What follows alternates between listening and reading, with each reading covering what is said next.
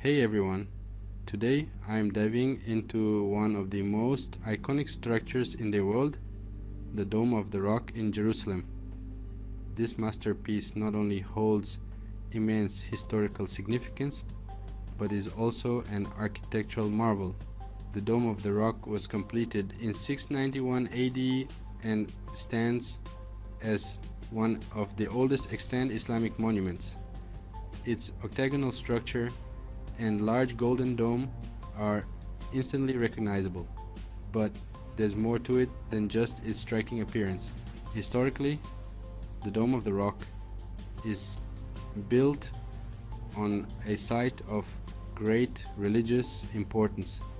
It's believed to be the place where Abraham was prepared to sacrifice his son Isaac, according to Jewish and Christian traditions, and where the Prophet Muhammad ascended to heaven in Islamic belief.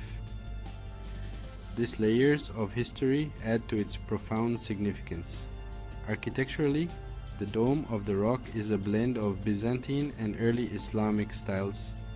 The central dome, which is approximately 20 meters in diameter and 25 meters high, is an engineering marvel of its time. The dome itself is made of wood covered in gold leaf, which gives it that striking golden hue.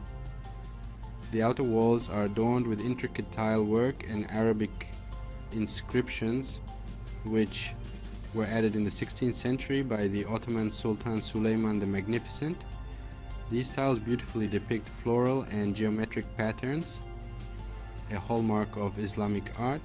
Inside, the rock itself is encircled by two ambulatories.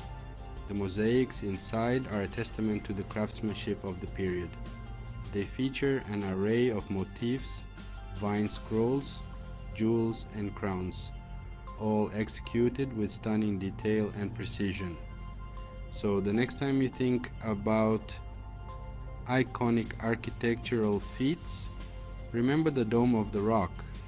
It's not just a building. It's a living tapestry of history, culture, and art.